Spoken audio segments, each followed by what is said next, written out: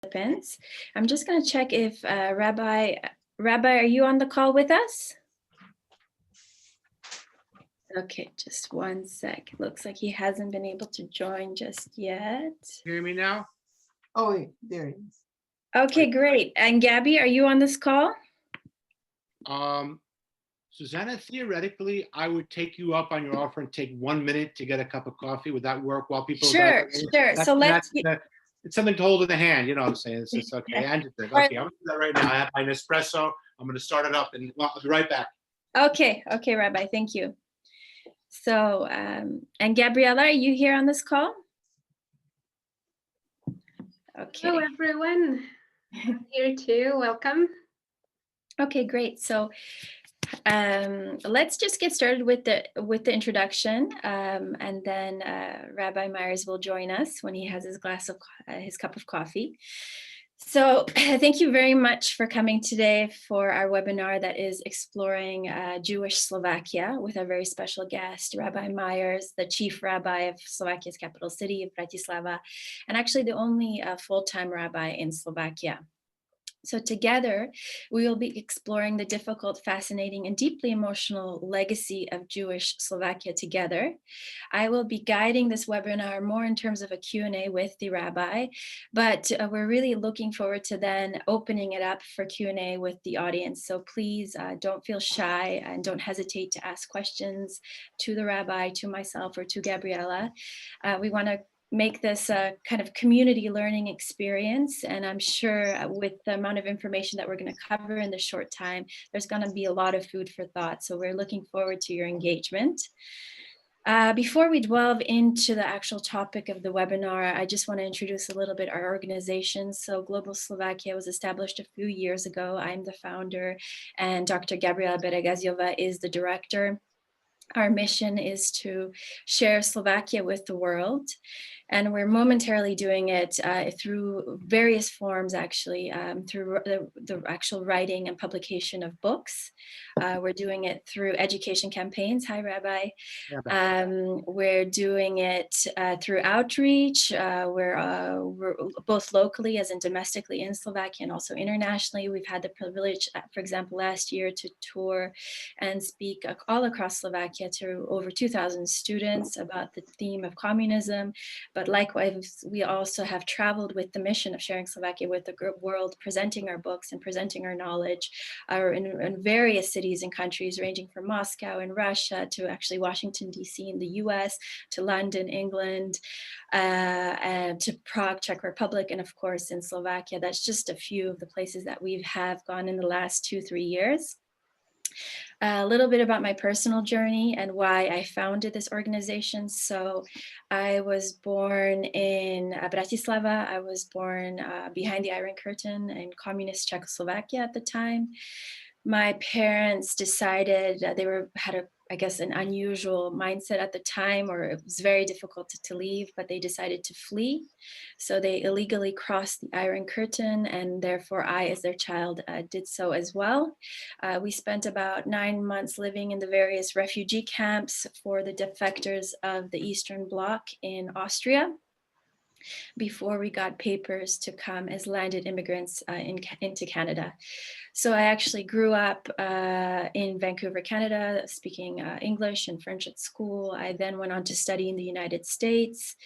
I would say North America very much formed my mindset and my skill set, but of course I had that Slovak upbringing, Slovak culture, Slovak food, and Slovak language in the home. I then went on to travel and live across 9 different countries, across 4 different continents, and I finally ended up in London doing my PhD, looking at the Slovak diaspora, studying Slovak history, and that's where I had the privilege to meet Dr. Gabriela Beregaziova, who who actually, without her, this wouldn't be possible. So once we put our 2 minds together, we created a mastermind, and from that mastermind, we've now released 3 books looking at totally different aspects of the Slovak story, from an overall historical narrative that's captured in Slovakia, The Legend of the Linden, to then the story of Slovak migration, and particularly the return of young people since Slovakia has ascended into the European Union. We're seeing a lot of circular and cyclical migration happening, and that book is called The Great Return. And most recently, we've released a 600-page book entitled Czechoslovakia Behind the Iron Curtain, and we're more specifically there looking at the Slovak experience in communism. We have more books planned in the future. We're venturing into a children's book. We're really excited to reach a new demographic and not just speak to adults that maybe already have their mindsets formed, but to have a positive impact and influence on the youth, and particularly the youth in Slovakia, by giving them positive role models. So our next book is called Super Slovaks, and we're going to be doing just that. We're going to be highlighting 50 exceptional people that were born in Slovakia and that went on to change this country or to change the world for the better. So I'm just going to hand it over to Gabriela to introduce herself. So hello everyone from me too. I will be very brief so we can go into why we all gathered here today. First of all, I'm happy to announce that the webinar is full once again.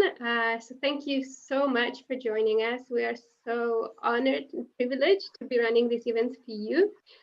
As for me, I was born in socialist Czechoslovakia. I finished my secondary and university education in Slovakia in the field of cultural studies and ethnology.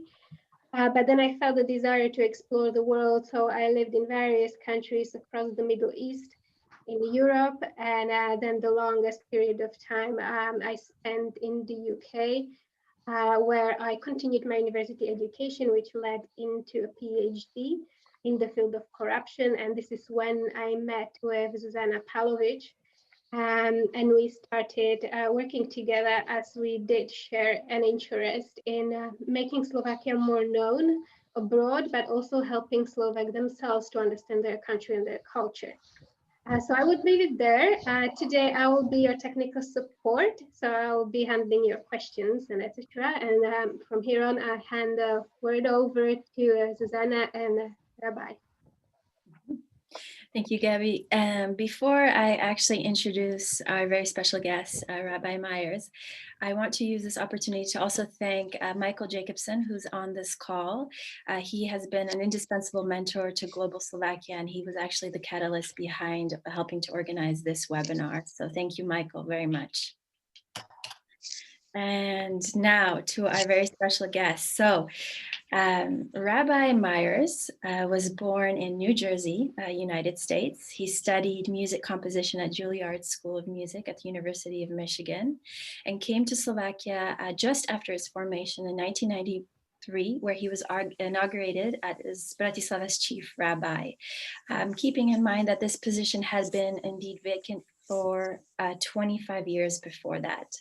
Now, a rabbi has been an indispensable part of the Slovak community for over a quarter of a century. He has been living in Bratislava with his wife and growing family, which now includes 13 children and 10 grandchildren, while, of course, leading the Jewish community and Jewish spiritual life.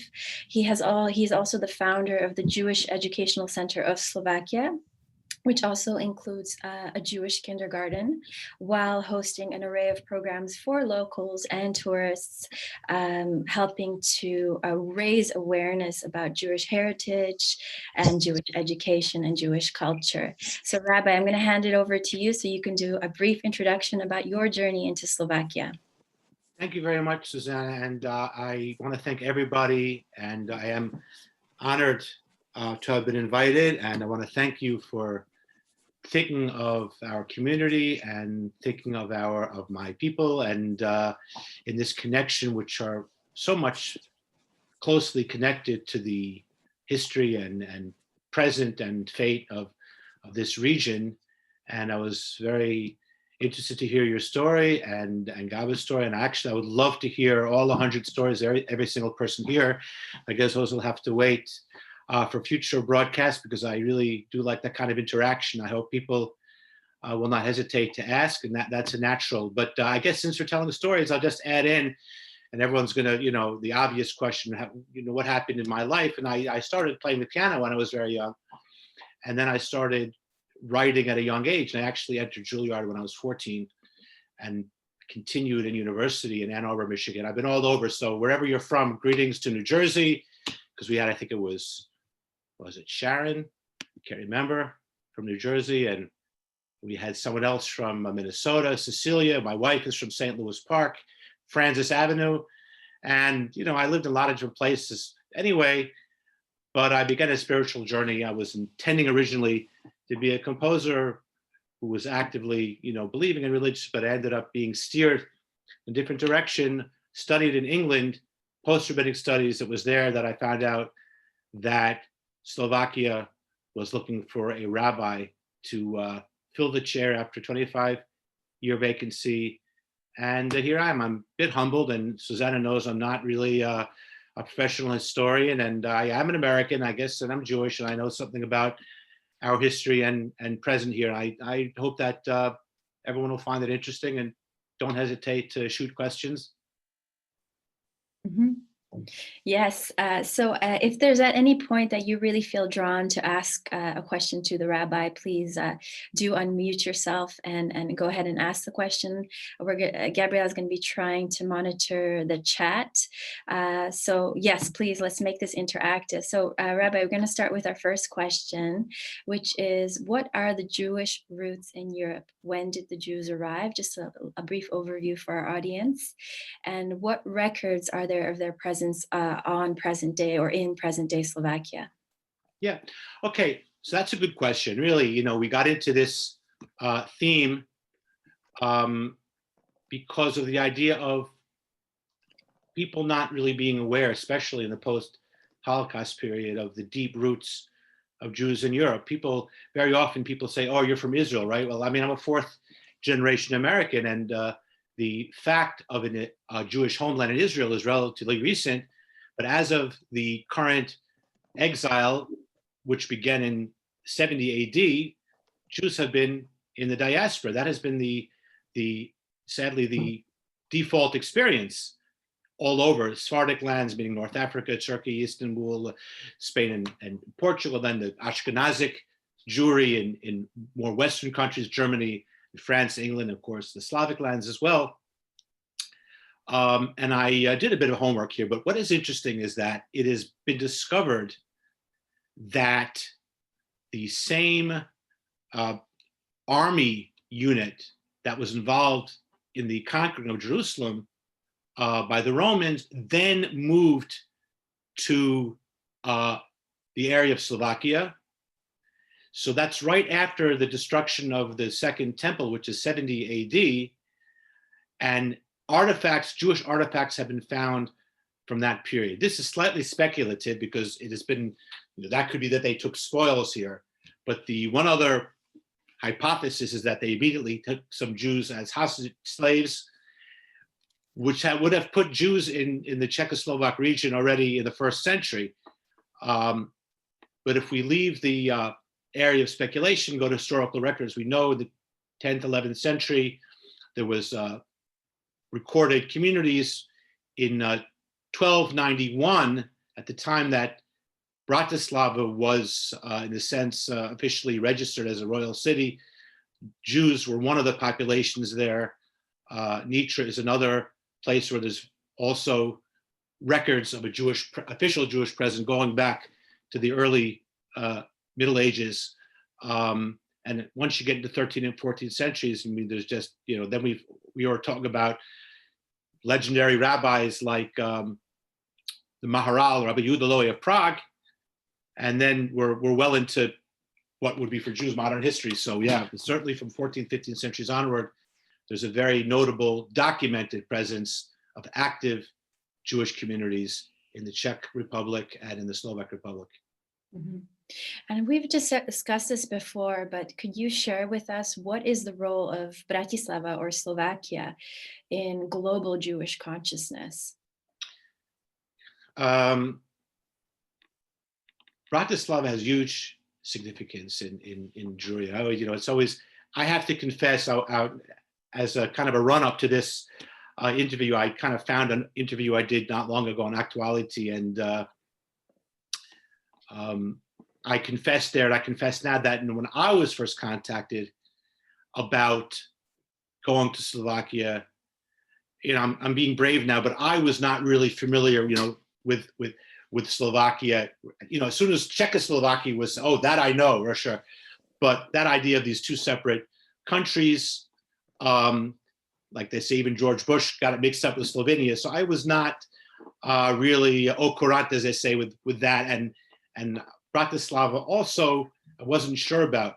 When I was told that Bratislava is Presburg, it clicked like that. So this is what I was saying. We were talking about that. When you go around the world, a lot of people reflect that phenomenon. They're not sure exactly what Slovakia is. Many fewer nowadays. Slovakia is really, is really is a hot place, of course, but it's not as well known as other places. So when you go to the average, let's say, non-Jewish person in Canada or in Australia, and you say Bratislava, they may not be right with you, But when you go to Jewish communities all over the world, you'd say Presburg. Wow, that's right in the middle of the map, and it's a very. Matter of fact, there's an old Jewish joke with two kids in a Jewish school in London, and the teacher's asking them where did Adam and Eve live, and the kid's trying to think, and someone's trying to give him a hint. He said, "P starts with a P." Oh, Presburg. I mean, that's sort of the reputation that it's just this very grand city. This was, of course, accomplished by the very legendary Rabbi Sofer, who we'll have an opportunity to speak about today. So yeah, it's absolutely really very, very significant, as are other cities in Slovakia. And as spiritual centers, places like Dunajska Streda, Nitra, they call it Yiddish Nitra, Nitra, Galanta, Kozice, absolutely really Jewish spiritual historical metropolises. And we have more of those, I'm proud to say. I'm sure you'll be proud to hear more significant Jewish centers like that, historical, in the Slovak Republic than you have in the Czech Republic, for example. The intensity, religious life was greater here than it was in Moravia and Bohemia. And why is there this? Why did Slovakia or these Slovak cities play such an important role in the development of, I don't know, Jewish consciousness or Jewish identity? Because it's very interesting that present day Slovakia does not. I mean, it's knowledge that's not necessarily shared, or so few people know about that history or that legacy. Yeah, well, I mean, I can't say what historical factors converged. And of course, what we now call Slovakia, some of southern Slovakia was part of Hungary and so on. But surely, when we talk about Nitra, Bratislava, Kozice, these are authentic historical Slovak cities. And it's interesting because it's generally known amongst Christians as well that as you go farther west, like the Czech Republic, people are less believing. The only time you hear God mentioned is when the janitor falls down the stairs. Whereas you've moved farther east, closer to the Ukraine and so on, both Jews and non-Jews are more traditional in their approach, and so it's even thought that the Chatam Sofer, who was from Frankfurt, welcomed that, and that may be one of the reasons why he was attracted to move farther east in this direction. But I'm not sure about that. Clearly, the awareness of it nowadays is in fact a lot of history was erased during the totalitarian period, and that's always the first tool of totalitarianism. Always is to eradicate memory. Right. And we'll delve into that history a bit later. But before we move to the 20th century, if you could tell us a little bit about what role did Jewish success or Jewish excellence play in the industrial, cultural, or spiritual development of Slovakia, whether it's dating back to the monarchy of Austria-Hungary or even further to the Kingdom of Hungary Well, it seems clear that Jews in general were very significant. It's important not to generalize. You always find people of prominence in certain positions. I believe it is found historically who are Jewish. At the same time, that's never the whole picture. So there's Jews who were affluent and many who were poor. But it is interesting to note that there was a striving for excellence, I think, that goes across Jewish history and presence in Europe, and that could be partially in ways perhaps a survival element, but the success of it also depends on the emphasis on education, I think.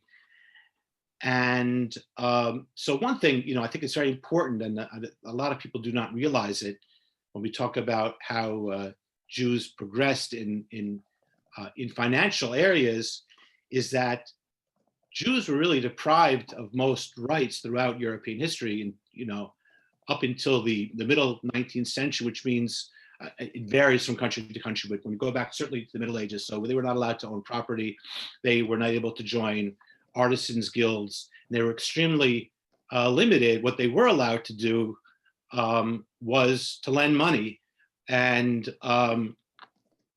although that was always clear that was available to them, and it was almost like they were penned into that area. Now, the reason there was always a demand to borrow money is that Christians, and especially the Catholic Church, also there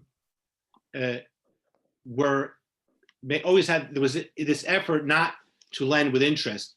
The lending with interest seems, is a biblical prohibition in the sense, but it says not to lend to your brother or borrow, and it seems to be a commandment in the sense to the nation of Israel. But we know in the replacement theology, in which the church considers itself the spiritual replacement or heir of Israel, rather than Jews, who they said have lost that by rejecting Christianity. So they adopted many of these biblical things. They felt that they could not lend with interest. I discovered this recently in a book about Venice. So actually the church was able to lend and have pawn shops at very low interest rates. Others were expected not to do so, but you could borrow from interest from someone who was not a Christian. The Jews, there was kind of a mirrored situation, which we are also prohibited at lending at interest to other co-religionists, but were allowed to lend to others from other nations. And this created some kind of symbiosis in which many different, whether governments or individuals, were interested in borrowing money, because we know that without credit, it's very hard for an economy to progress. And really, from the Jewish perspective, there's really not much, many options. I mean, in terms of the business sector, but we must keep in mind that all throughout this time, many Jews were doing much simpler kinds of trades and so on. Mm-hmm. And it is true, we speak about the connections and so on, that Jews, in a sense, there was kind of a sense of being united with and a more fluid communication with other Jewish people in other countries. So by the time the Rothschild house was founded, you had one branch in Frankfurt, one branch in London, one was in Paris. So that's like, I'm going to the maximalist example. But this was always the unfairness of these kind of characterizations, very much typified in the writings of Martin Luther, of the usury and so on. The accusation of usury was more about the extent of the rates, and it's hard to say how common that was. But it's presumed that this is how basically Jews got into the banking sector, but that became very significant for finances in Europe. Attendance in university and certain professions became more open progressively, and it seems that the more common ones for Jewish men were medicine. Some became lawyers, and it does seem that they, generally speaking, became outstanding in their fields. In Jewish tradition, educating the young was always considered a mandate, and so there was very high level of literacy amongst Jews that may not be in the lingua franca of that country, but the point is that the development of young minds and the idea of the importance of scholarship, I think, may have contributed to that. Mm-hmm.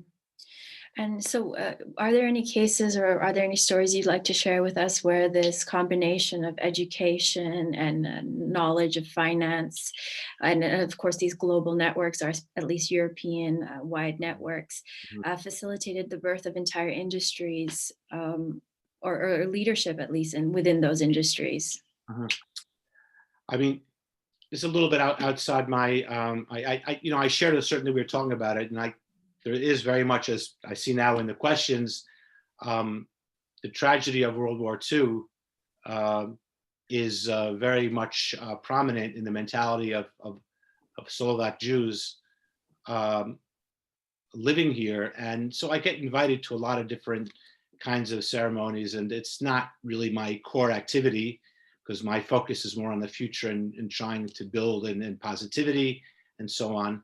And, there's no amount of time or effort that is sufficient to perpetuate the memories of our dear ones.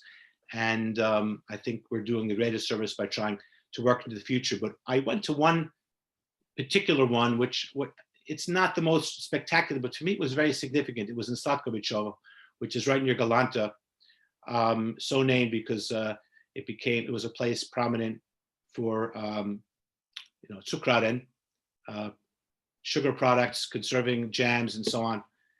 And I discovered a remarkable story that really this industry of sugar production in that little town was brought there by a Jewish family from Moravia, and it absolutely transformed economically that town. We're talking about, of course, their fortune benefited. At the same time, it was employment in the city. So to put it in very, very simple terms, it is something that absolutely brought enormous blessing to this region, to that area.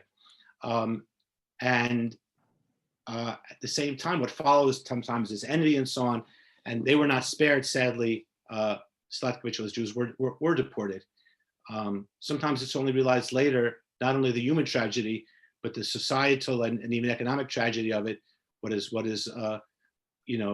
brought about by this. So here's one time, I don't remember the name of that family. They took a town like this and they absolutely, it became transformed entirely and developed and so on, thanks to their ingenuity and honesty and industriousness. Mhm. If before we proceed and we move on to the Holocaust, there are a few interesting questions for Rabbi as we're talking about the heyday of the community in Slovakia. So there is a question: did the dense Jewish population of Central Europe come about due to a greater tolerance for Jews in Old Hungary and in the Polish-Lithuanian Commonwealth compared to Spanish and Western European persecutions? So in other words, more Jews lived here because the conditions were more suitable. Is that the Yes. idea? Yeah, that's an assumption. Now I double check this because we know that the Inquisition was extremely popular institution. It was in Spain and Portugal, and actually also made it to parts of Italy. Italy at one time was not one country. I don't know if people realize that. Venice was an independent state, and the Inquisition was active there. And the height of it was with 1492, when the Jewish expulsion from Spain. And those Jews from Spain and Portugal, many moved to Turkey, others moved to Holland, and many of them moved to Poland.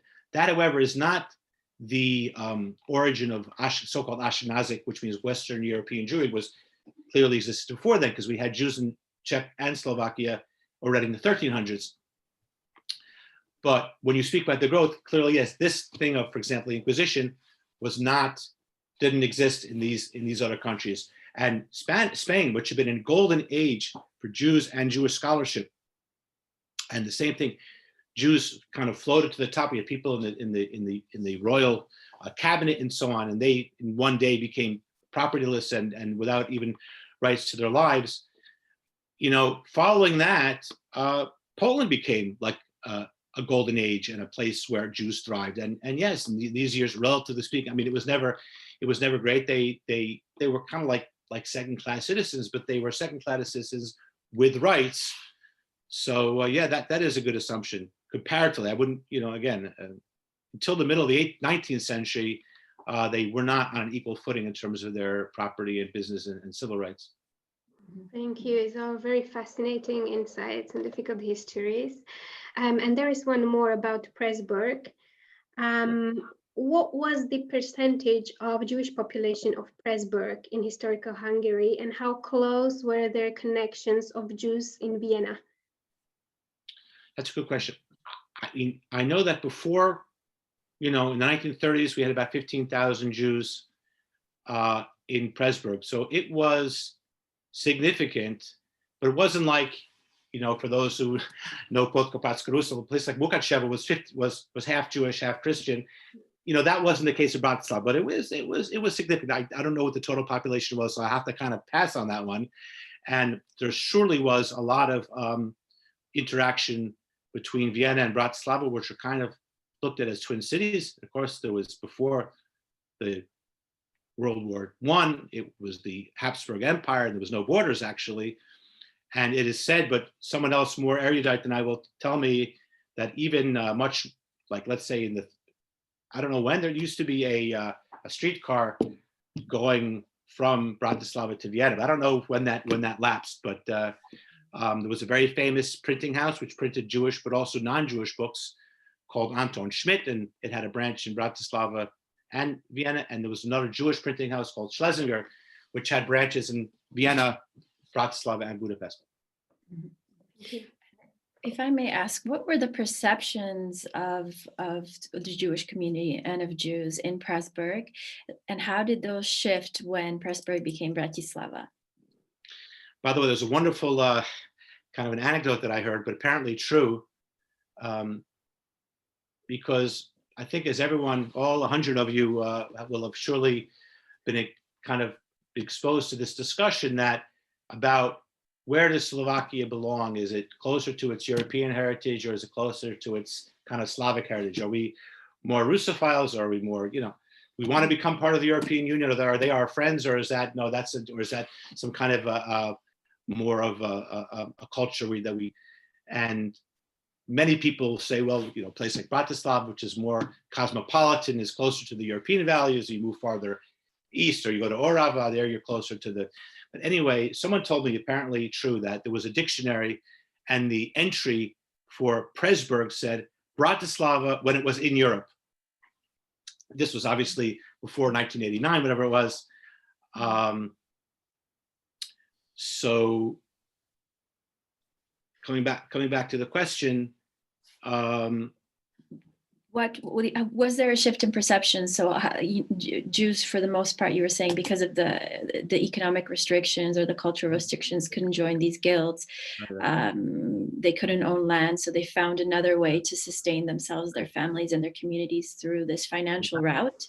So what were the perceptions of, let's say, Jewish excellence or Jewish economic practice within Austria-Hungary, and how did those change maybe with the establishment of Czechoslovakia, or maybe that perception of the community continued? The thing is that, by the way, in Austria-Hungary was more progressive in that direction. By the time of the 20th century, we were able to own land already, or the end of or already somewhat earlier than that. I was going back to like the roots of this problem.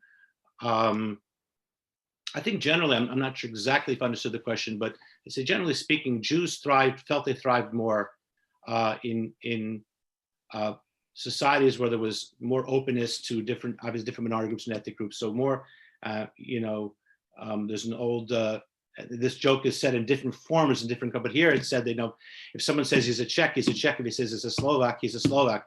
But if he says I'm a Czechoslovak, it means he's Jewish. So that federalist kind of philosophy tended to work in favor, because they always felt that it tended to temper over-nationalist tendencies. And the same joke is told in Belgium about Flanders, and I don't know, whatever it is called. But I understand. So before we open up, or maybe we can actually go dive into the topic of the Holocaust and the genocide against the Jewish community, in particular in Slovakia, where at one point it was 90,000 to 100,000 strong, and after the defeat of Hitler, the majority had perished or had emigrated. Can you kind of introduce us into that topic and what really happened here during? I think it's important, and more to begin on a positive note, and of course we're going to return to a positive note before we have this more black period in the middle. We have to understand what Slovakia was in the 1930s, and in order to understand that, we'll go back a little bit farther, because although it was always a thriving community, what really put it on the map was Rabbi Moshe Sofer from Frankfurt, who passed away in 1839 and came to Bratislava in 1806, so for 33 years. And he founded a yeshiva here, a learning institution of higher learning, which became tip top. And that really just turned the whole community around. His own qualities as a leader, as a scholar in every area possible, just became legendary. And he had children, and his family became in some ways dynastic, although no one ever questioned the qualifications of his children. And the Katav Sofer, Shimon, of Rabbi Yom and Shmuel Sofer, his successor, lived to a very old age. And so right up until the 30s, you have in the paternal line, son after son, you have Sofers leading the community, with the Shevet Sofer, Akiva Sofer, leaving on time to spare himself from the upcoming Hars that will come later. But so first of all, in a religious area, thriving community, you read, wherever you go, you find people telling you, oh, my grandfather studied in Bratislava. We had Lord Jacobowitz here, was the chief rabbi of the United Kingdom. My father studied it doesn't matter where you go. It's kind of like people telling you they went to Harvard. Mm-hmm. And so that was but on the other hand, even in terms of the secular presence, there was a Bar Kochba swimming club. There was a, what was the name of the football team? Maccabi football club. There were social clubs. It was absolutely vibrant social, cultural, and religious life. And that was true in other communities as well, in other towns. And really that was the scene. And we spoke about the economic significance as well. And on that front, that is where that was what we're looking at in 1939, when Slovak becomes an autonomous state. And I'll ask for forgiveness for repetition, but some of this will be known to you, but just to set the scene, basically, surely people are aware that the ambition for Slovak nationality goes way back actually to the 19th century as well. And the hope was that there would be two republics, Czech and Slovakia, as there is now, but that did not turn out to be the case in the Treaty of Versailles, where Czech and Slovak was kept as a federation of two countries rather than two separate countries. But the desire and that Slovakia would eventually become independent again continuously. They had the party of Andrzej Hlinka, which, as I mentioned previously in a conversation with that, shouldn't be confused with the Hlinka Guard, which was a paramilitary group, was actually founded after he died. So it was named after him, but it is far from clear that he would have approved of their activities. But you had still people hoping that it would become possible. At the same time, you had a very dominant, very, very strong Roman Catholic presence.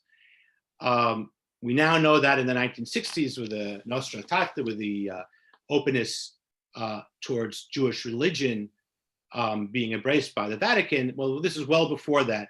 And so really what you had, to be frank, and people are not aware of this, you have the roots of anti-Semitism, but also in contemporary sense, very much deeply found within Christian belief because of the Jews' non-belief in Jesus as the Messiah. And really, this actually is what you can go back centuries and centuries. This is really what it's about. And that, however, there were periods of peaceful coexistence, but this became an easy way of trying to target Jews when there was reason to do so. And so on the one hand, there was a desire for independence. There was a German party in those years, the Deutsche Partei, which was headed by Shanyo Mach, who was really very anti-Jewish, and he very strongly identified actually with the Nazi party. And then we had Joseph Tiso, who was president, who was a Catholic priest. Now, what happened is that Hitler wanted to separate the Czech and Slovak republics, and the idea was that Slovakia would be an autonomous country with the understanding that they would be an ally of Nazi Germany. Mm-hmm. And that's kind of when that didn't bode well for Jews, to put it very mildly. It should be said that not every country who became a Nazi ally was willing to give up the lives of their Jews. And there's our examples. Japan is one. There were not many Jewish people living there, but they were also had been pressure for them to hand over Jews, and they did not agree to do so at the beginning. They looked at their military alliance as something pragmatic. But this is kind of the problem. And, I'll try to be very careful how I present this, but some things will be unequivocal and other things could be a subject for discussion. The Slovak Republic was established in 1939. We know that there was anti-Jewish codex. In fact, it was September 11th, because that is a day that the Slovak Day of Memory for Slovak Holocaust victims was established, the day that that was passed. It was not a German rule imposed in Slovakia. It was an internal Slovak legislation that was passed by the Slovak parliament, curtailing the rights of Jews, followed by the Aryanization process, in which they were, something which hadn't happened hundreds of years, not allowed to own property, and their businesses were what was called Aryanized, meaning instead of having Jews owning business, have them owned by Aryans. I mean, we can laugh at the irony. Slovaks actually are not Aryan anymore, the Jews are. But anyway, so the pattern was that a Jewish business would be taken away. Very often the people who were the so-called Aryanizer would not be capable of running the business. So the Jewish erstwhile owner would be forced to remain as an employee and a manager, otherwise the business would fail. There were some Slovaks who used this mechanism to save Jews as well, and insisting that the Jew had to stay in this business and therefore could not be deported. But those were kind of the exceptions, but a very, very interesting historical fact. And and we know now that the way, you don't go from zero to deportation to death camps. This is not what happened in Germany either. It starts with depriving people of human and civil rights. As they become more and more rightless and less empowered, they become weaker and they can do less to protect themselves. And this is exactly what, so we know that happened. We know that Jews were deported to the east. They were, the euphemism was they were relocated. At first, it was meant to be single women. The first deportation was from Poprad. And there's incredible stories about that. That was the concentration hub. It was a remarkable rabbi who was Rabbi Nova Mesto. His name was Armin Frieder. And he had a contact in the Ministry of the Interior and discovered that single women would be deported. And he made 30 weddings in one day to protect them from this. And it worked.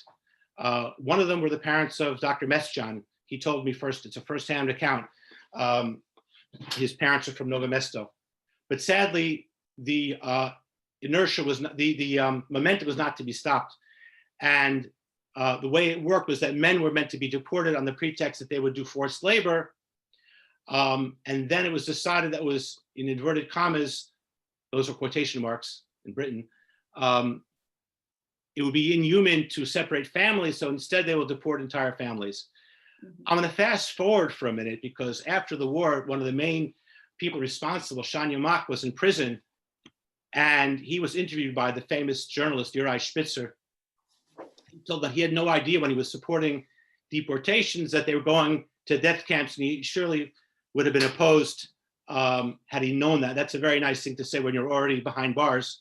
It doesn't explain why he felt it was okay to take innocent citizens and just, send them off to a different country. So we know that these things happen. And classically, some exceptions were made. These were the economic exceptions. And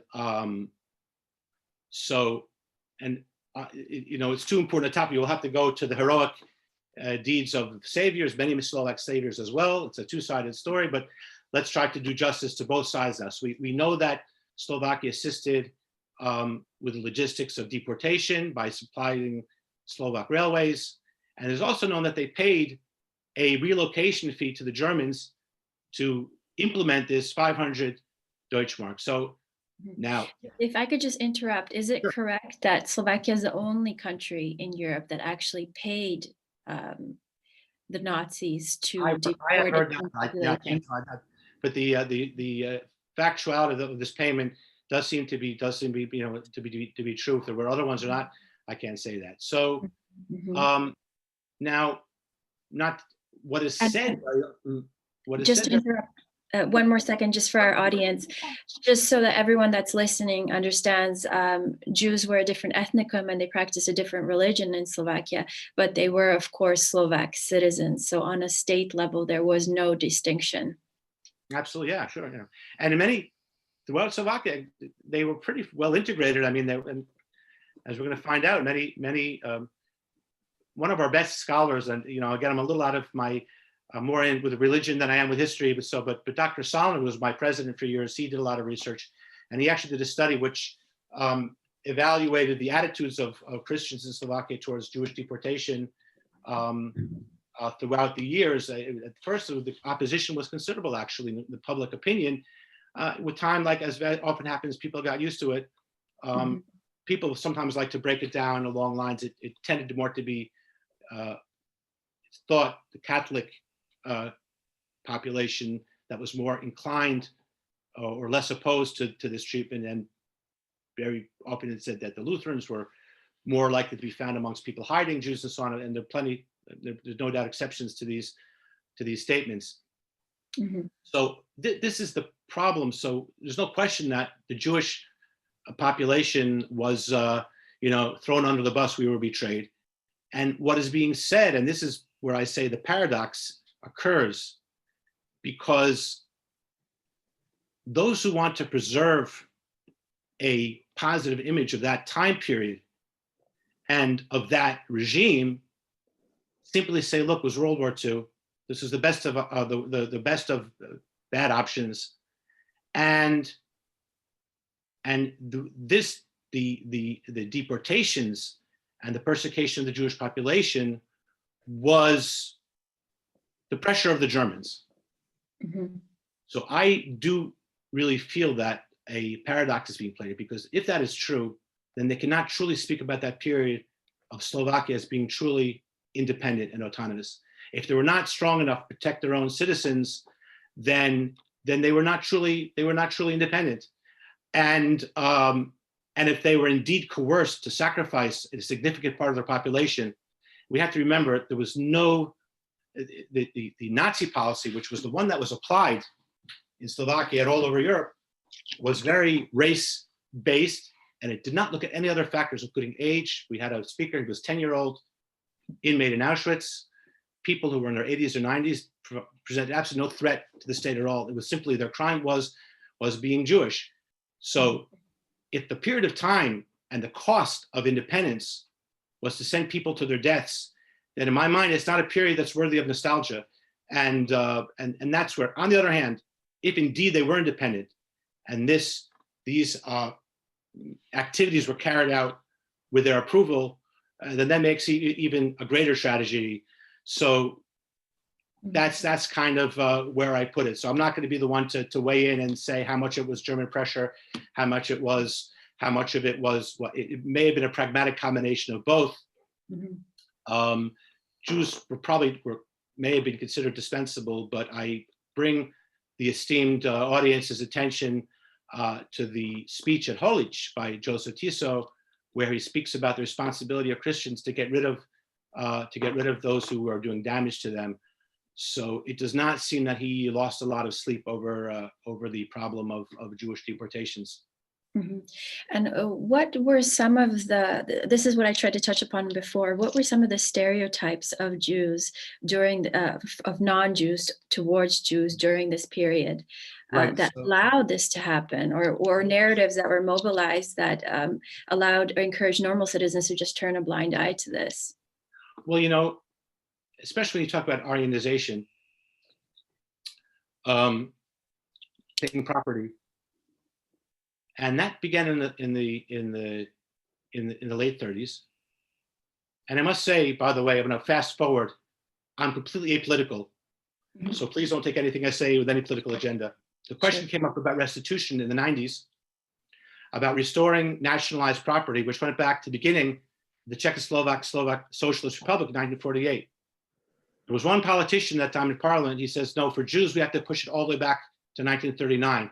because that's Mhm. when the Aryanization of Jewish property began. So we need to push their restitution period back even farther. And this particular politician followed through on that and made sure that that became law. His name was Vladimir Mechiar, by the way, who people said a lot of things about him, but he was not ever anti-Semitic, which is a very interesting thing. Mhm. Anyway, so yes, indeed, what happened is what made possible things like that. You know, you have a neighbor and he's Jewish and everyone says, good morning, Mr. Goldberg, whatever. And all of a sudden you're being put in a position, you know, that he's being going to be treated differently. And so, yes, it was very important. Part of the propaganda was to haul out the stereotypes. Let's start off with economic inequity. And here's where there was kind of a zero-sum game, which always is about, oh, well, if he has more, we have less. You know, he's very rich, I'm not rich. And then I look at this as kind of a Marxist kind of way of thinking, but obviously it was not consciously on the part of the people, the idea that which ignores the idea there's something called economic growth, that people do businesses, new demands are new resources are developed, and very often everybody benefits. But I was still hearing about, you know, Jewish tavern owners alcoholizing Slovaks, and you know, that's like, you know, the modern morph of that is, you know, the drug dealer. Oh, they got us on drugs, and I'm just trying to think of what the other ones were. Oh yes, I forgot when Suzanne we were talking today. Mhm. One way of stirring up sentiment against Jews was calling them Magyarizers, which means that there was this competition between Hungarian culture and Slovak culture, and there was a lot of animosity between Slovaks and Hungarians. So what you have to do is we have to make him the friend of our enemy. So they called Jews Magyarizers, which is much more than saying they go to record. Look, you know, if a Jew had a choice, some to declare Hungarian nationality or Slovak, they picked Hungarian. But that wasn't really the essence of the accusation was that they were actively involved trying to make Slovak society more Hungarian. So the Magyarizer one was very popular. The alcoholization of Slovaks is very popular, but a lot of it centered around this, you know, listen, they're robbing us. It's all the old kind of middle-aged type of tropes that were put into play. Mhm. Mhm.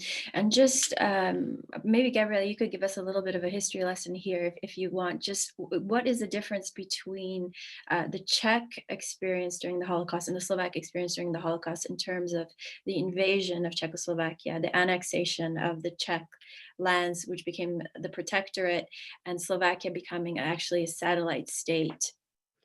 Oh, So there yes. was a Yes, before we even go into that, there is a film that very well captures the kind of atmosphere and the situation during Second World War in fascist Slovakia, and that's Obchod na Korze.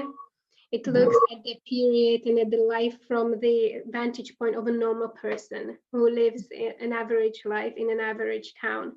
So it's a very intense film. I believe it's one of the best movies that Slovakia has ever produced, and it's very thought-provoking and very kind of, it makes you look deep into your soul. If I could just add for our audience, that was actually a winner of an Oscar, that film, and it's called, if you guys want to write that down or Google it, it's called The Shop on High Street, and we really, really recommend watching that film to really understand it, because there's such a difference when we're talking about things abstractly, but it's really important to not just understand it on a mental level, but really feel what it was like and the difficult choices people had to make during that period, and that very tragic period in Europe. Yes, so back to the question of the difference in the situation in the Czech lands and in Slovakia. So we know the Czech Republic, or the Czech proportion of Czechoslovakia, was annexed almost immediately after the Munich Compromise of 1938, and effectively became part of the German Reich. So it was part of the German jurisdiction. They had to follow the German laws, whereas Slovakia was given the choice to either become independent but controlled by Germany, or to be split between Hungary and Poland. the Slovak representatives led by Joseph Tiso chose the latter option, which means that in hindsight, Czechs, they were occupied. No, it was not them making the decisions, if you will, whereas in Slovakia, there was a Slovak government cooperating with the fascists. So this is something that is still a very sensitive topic, a very heated topic when it comes to discussing the era between the Czechs and Slovaks. So Czechs feel that Slovaks did not act appropriately, or some of them do. So it is still very emotionally charged. And Yeah. Gabby or Rabbi, correct me if I'm wrong, there still has not been any official apology for that by the government for that period. No, that's not true, actually. I'm sorry, Susan. I'm delighted to correct you on that one. You know, Great. all the governments we had Global Slovakia is GABA. That's what you just so I have the name straight. I don't know how to address them. Oh, Gabriella. Yeah, comments were very erudite. Thank you for that. Interrupt anytime. I agree with you about Opko. Now, of course, if you watch that movie, you don't need me sitting. You just watch them. You'll really get the whole story and the emotional impact of it as well. For sure, even the very Catholic, we had our friends, František Mikloško, Jan Čarnogorski, they signed a letter from all the political and state things, every possible acknowledgement was made in that area. I must say that. Okay. You're referring to something else, however. What has not happened is that representatives of the Catholic Church in Slovakia have never acknowledged this, or have never been able to say that Joseph Tiso, who was a priest, had moral responsibility for what happened. And it's only like moving in baby steps. We find now people talking about some priests when they're invited to our ceremonies, and so speaking about the mistakes of the church. But Joseph Tiso is he's untouchable still for church representatives. So although it is thought that the Vatican did not approve of that, and you have to know in general, the Vatican did not like priests becoming politicians, and so they had a rather I'm trying to think of that word, ambivalent relationship to Joseph Tiso anyway. They didn't like the idea of, although it's thought that of the deportations, and there is a communication from the Vatican saying they're disconcerted to hear that people are being deported from Slovakia in spite of their religion. Now, some people take that as meaning that since the Nazi criteria were that even Jews who were converted to Christianity were not freed from deportation, others felt that no, the Vatican was making a general complaint. The ambassador of the Vatican to the Slovakia during those years, his name was Burzio, did also protest. But in terms of, but now we're coming to a different thing. This is the church as a whole. But again, what the terrible thing that happened then is when you combine religious fervor, that can sometimes be contained, especially if you have a central organization like the Vatican. But if you have that, if you combine that with nationalism, then you've got a very bad cocktail, which is very hard to do anything about. So if you wed together the Catholicism, I don't mean Catholicism. I'm not saying that's what Catholicism is, but their minds. Because I'm not a theologian, I'm not going to make that statement. But in their minds, the commitment and extreme emotions that religious conviction can do, and attach that to nationalist aspirations. So that seemed to be the problem. So and that is really when people talk about, do we have anti-Semitism today? Well, we're not getting attacked in the streets. There happened to be once. We can talk about it later or not. But this, and Gabrielle put it very well, I have no idea what the difference between the Czech Republic and the Slovak Republic was at that time. In modern times, there's a very big difference as how Jews perceive the history of the Czech Republic and the history of the Slovak Republic. They look at Czechs as unwilling sort of partners in this, and some Slovaks. But now, because I don't know, it must be said that there are a lot of rescuers in Slovakia. I'm going to say it now because it's a non sequitur, but I can't continue without people knowing that, as we spoke about, that a very high percentage per capita of Slovaks saved and hid Jews, and they say even the highest in the world according to Yad Vashem. So I just want that to be out there. When I say Slovaks, I'm not talking about, I'm not trying to oversimplify it or overgeneralize it. But in general terms, in terms of that time period, if you would have to compare Slovakia and Czech Republic, and when we're going to fast forward, you're going to have a lot of people who are in their 80s and 90s, when we're talking in 1992, that we're going to can have a Slovak Republic, that had a very powerful emotional negative connotation for a lot of Holocaust survivors, even though it didn't have to mean, and thankfully did not mean, a bringing back that tragic period. Yes, there is a lot to be said about how society is dealing with the issue, because there is, you already commented on in Rabbi, that the general attitude is that this decision to collaborate was forced on us. Ergo, it was not our fault. So we don't have to accept the responsibility as a society. So it's kind of something like the Germans did. That's not what we did. And that's the kind of attitude I meet with in the society a lot. Sounds like it's not our business. Well, I can't really, it's very hard to comment on that. I don't like to go too, then I say, if that is true, the Slovakia of 1939 to 1944 was not autonomous. And that no one can take away from you, because if you're telling me that you had to do things because of the force and the pressure of an outside state, then we shouldn't be talking about it as an independent Slovakia. It was in fact not the case. But the most brilliant insight I heard about this, because I'm not interested, I don't believe in collective guilt, and none of that means anything. And I'm not interested in people feeling that they were responsible. I'm not interested in that no one needs to apologize, that my neighbor wasn't responsible for my grandfather or some of my friends. What really it boils down to nowadays is how people look at it. And some people, they don't say, I'm sorry. They don't say, oh, we were guilty. They just say, that's such a terrible loss that we had that. And that's all. And when someone says that, that's put them on track. They understand this was something negative. And that's all that really counts. And it's their people's take on it that, in my mind, puts them in the category of reasonable and empathic people, or people who just, who don't care. And, whoever said, if someone says this is a tragedy, it's too bad we had to do it because the Germans fought, or this is a tragedy, it's too bad that there was so much conformity, whatever it's going to be, And it most certainly was a tragedy, a cultural tragedy as well. And just for our audience to clarify, just so they can better understand the grasp of this, if they don't already, and I said it earlier, out of a community of 90 to 100,000, 70,000 Jews that were Slovak citizens were actually sent to death camps. And Rabbi, if you could tell us a little bit what happened after the war for the few. Yeah, we got to get moving. I want to fast forward and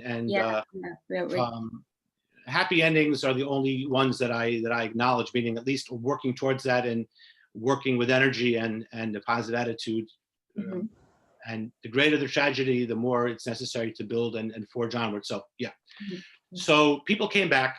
Many people speak about not being welcomed and their Slovak neighbors being surprised that they returned. There was a very well-known entrepreneur who he's living in Jewish Slovak, now living in Ireland, I think. He speaks that he was 8-year-old going back to first grade. Kids made fun of him. What are you doing? We thought you were deported, And it was kind of a cliche that people say, oh, and more of them came back than we sent. And so not everyone was overjoyed. It was and this, the immediate effect was, for a lot of Jewish people, many people who felt strongly about being Jewish, especially people who were religiously inclined, tried to leave before the establishment of the Czechoslovak Socialist Republic. And there was a lot of immigration. Well, the figure of Frank Lowy was mentioned. This whole group of people who went to what was then called Palestine. People moved to a variety of places, other places in Europe as well.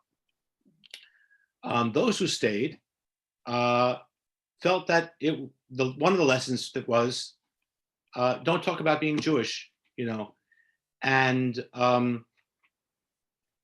so there followed kind of a period of, this is an assimilation. So this is one point. On the other hand, we mentioned let's bring everything together now. Most of the Jews who were deported went to Auschwitz, which unlike let's say Bergen-Belsen was liberated by the British, and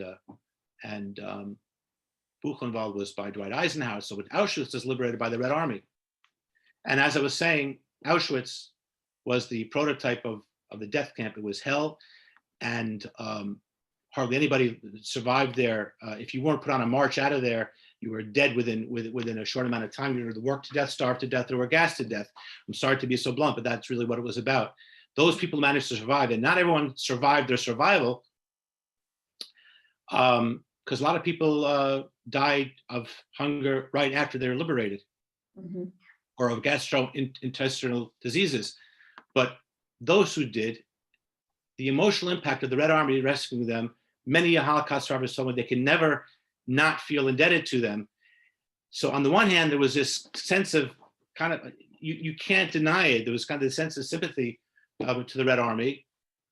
At the same time, of course, we know there was the uprising, a very important thing, as Suzanne has more information about that more than I do. It was very important, but it could not have happened without Russian manpower and some money as well. And so ultimately, yes, we had socialism here. And one interesting story is many Jews, tend to be ones that were less religious, actually believed that they were aware that there was a struggle between socialism and communism, and Hitler was very anti-communist, and so on. And they felt that socialism hit with, the Nazism, which preached hate and intolerance, had no moral perspective whatsoever, but socialism preached openness. And so it is true that many Jews kind of at the beginning embraced socialism. An interesting book was written by Milo Zhiak called European, which spoke about this phenomenon, where he writes that a disproportionate number of Jews were disproportionately represented in the Communist Party of the early days of Czechoslovak socialism. And he doesn't put it in a negative way. He just felt it was very natural. These people survived, they're coming back. And many of them did in a very idealistic sense. A lot of them didn't survive that. The classic case, because you had the same phenomenon in Russia until Stalin decided to purge Jews from communism.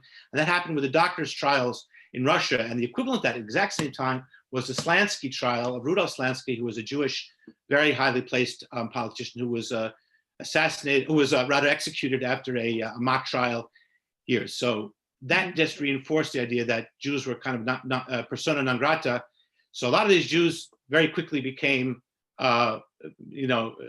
disenfranchised and disillusioned by it. But it is an interesting story, and it reflects what we were talking about previously, Susanna, the idea that wherever you find something important going on, it does tend to be this phenomenon. You'll find someone Jewish there, because if a Jew decides to become a socialist, he's going to be a good socialist. If he decides to become a banker, he's going to try to be a good banker. And so there's that phenomenon as well.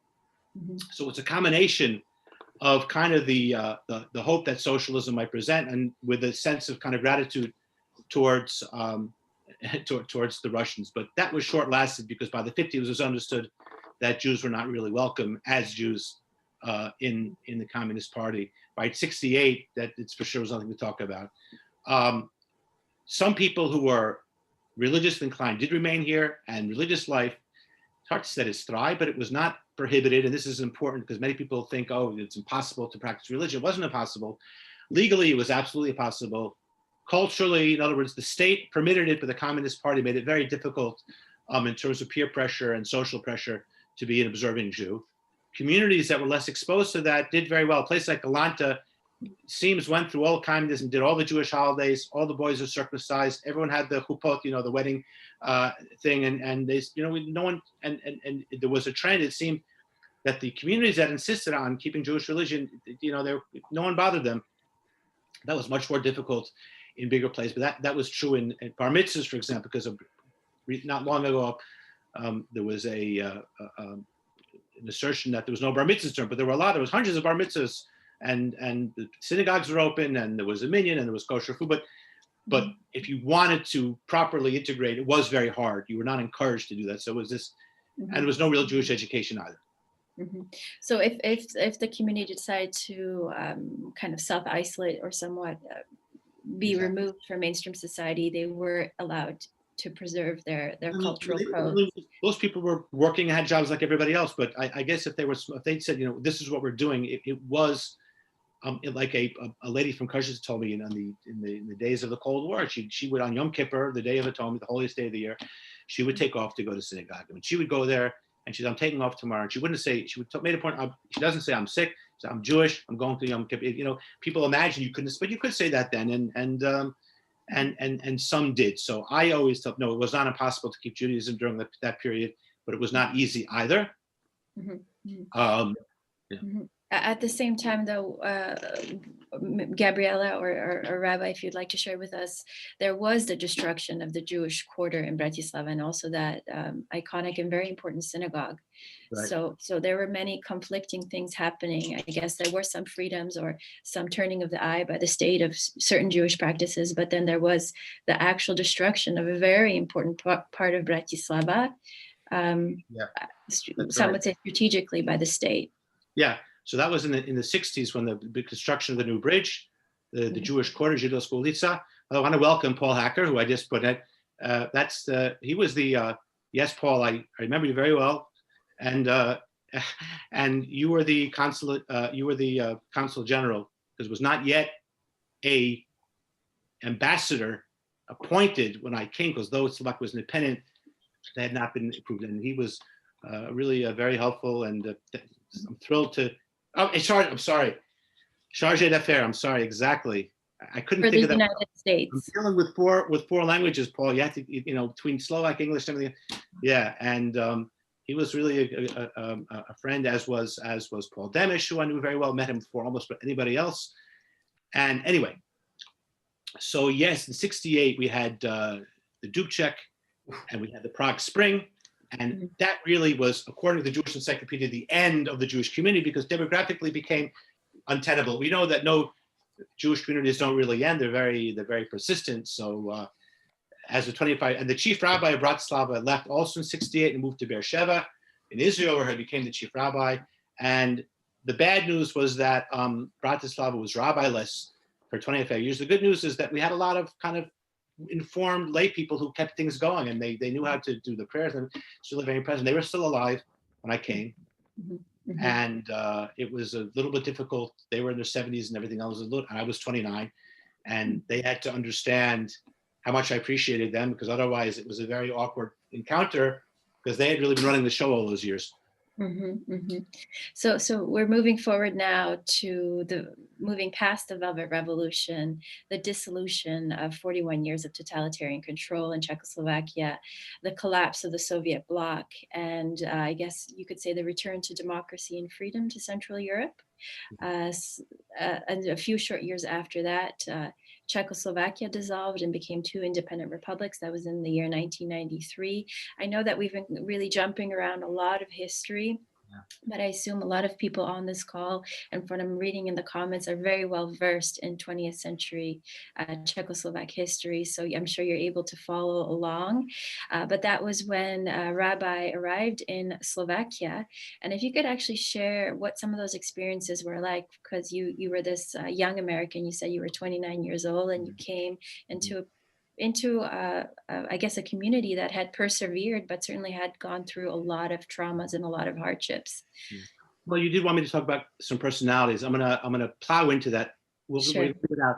First of all, we all 100 of us, or all 99 of us, realize that doing Jewish history of even Slovakia in an hour, the only word for it is ridiculous, right? I mean, we need to do 5 seminars to really do justice to it. So we're doing the best we can. And the amount of time is just, over a period of hundreds of years. I came, and in spite of the idea that the community had declined with the Prague Spring emigrations, this tiny community still, in my mind, I have to apologize for my ethnic pride, really was still continued to be disproportionately influential.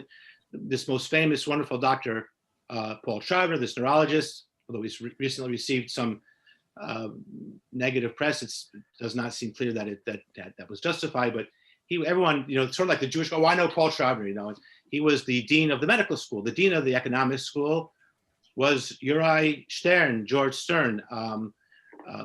Chief editor of Narodna Obrada, it was Uri Alner, and just, I don't know. I'm curious if Paul remembers Uri Stern and Paul Schabner.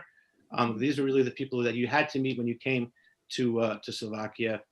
And so on the one hand, the idea was with this newfound freedom, we could again identify as Jews. My mission was very much spiritual and to bring back religious traditions, which specifically Bratislava was that was really what Judaism was. Mm-hmm. Khatam Sofer was not in favor of these, cultural kind of diversions of Judaism.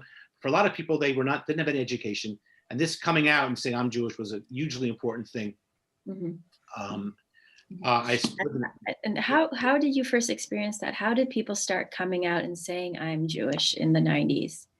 What were some of the signs or symbols they showed to share their identity?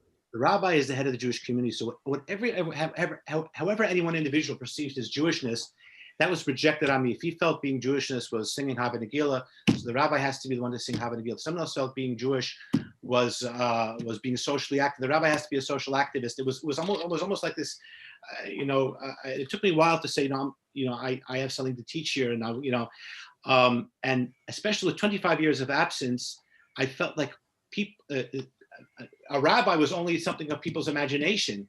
And then all those imaginations of what rabbi should be became projected on me. So the expectations were huge, and that was a very difficult challenge for me. There was some reactionaryism then. This magazine called Smena, called Zmena. I'm sorry, Smena became Sme, and Zmena was an ultra right wing publication, which was also anti-Semitic. Was still around. Eventually went under. I don't know how many of you remember Slovenska Republika, a slightly better but nationalist newspaper. And I did have a skinhead attack in '93. I don't want to go into detail about it because there's not enough time. But what came about as a result is I was visited by the president's office by somebody named Petr Ambrovic. I remember his name. He was a good friend. And what came out of that is we decided to do what became a tradition, the public menorah lighting for Hanukkah. Michael Kovac attended, and he had a speech. I could not find any photographs in this short period of time, Susanna, but some of them are. President Kovac, just so for our audience. And that has been done every year since then. It will be done this year, but with a small group. And that was very appropriate because Hanukkah is about the battle for religious freedom. It's about light pushing away darkness, and it's particularly appropriate for this joining of brotherly and peaceful coexistence between Jews and Christians and Muslims and everybody and atheists, all people. I always say, because I get this different interfaith, I said, the Torah doesn't speak about unity between religions. It speaks about unity between people. It doesn't matter who they are. And it's not limited to other religious people. It's not limited to believers. We're all human beings. But this message is very much contained in the Hanukkah lights. And here we are in almost December, and in less than 2 weeks, we're going to have Hanukkah again. So I really think Hanukkah says it all. And the light of love and of empathy and compassion will always conquer the darkness of hate and cynicism. So that's where we are. Perfect. And if before we open it up for Q&A, that was very beautiful. Thank you for that ending.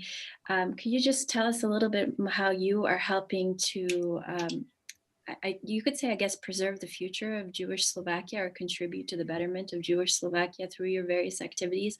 You really mentioned education, and that's something that very, very much captured my attention.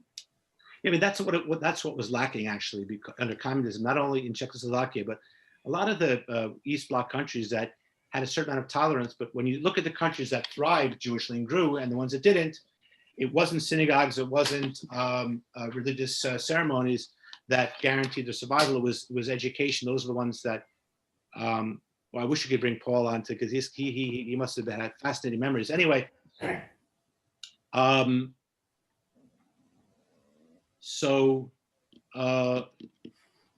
goodness. But for example, you were talking about like establishing the Jewish kindergarten. Which right. Yeah, exactly. So it was kindergarten.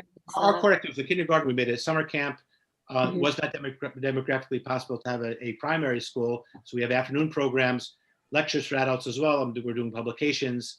My philosophy for Jewish growth is firmly rooted, in the philosophy of the Khatam Sofer, which is that we are primarily, this is a religion. It's a religion for a specific nation which had a covenant with God established in the Torah and the Bible, but our survival is guaranteed by our adherence to our spiritual values and the commandments of the Torah. But this is also rooted in reality, because the religious streams within Judaism that deviate from that. Sorry, Rabbi, you've turned your mic off. Your mic. Is this good now? Yeah. Very good. Okay. And so this is what I'm trying to really strengthen: religious tradition. I can't do everything. This is something I try to do through education. And COVID has been fascinating for this, because we're actually reaching more people through the Zoom media and so on than we were very much before the COVID period. So yes, but then my course, I have Obshansky Zruzhin that does this. I'm the rabbi of the Jewish community, so programs are done there. Primarily, actually, that's my main goal is to try to have the official community continue to function the way it did historically, as a symbol of spiritual intensity and dynamic. Also, speaking of that, there's a question if you could recommend Jewish NGOs or charities if people would like to support them. Okay, so I'm going to try to, those who might be here or who represent some of those will forgive me if I forget anyone. Jewish community of Bratislava is a registered church. It should be possible to contribute to that. They also have a parallel NGO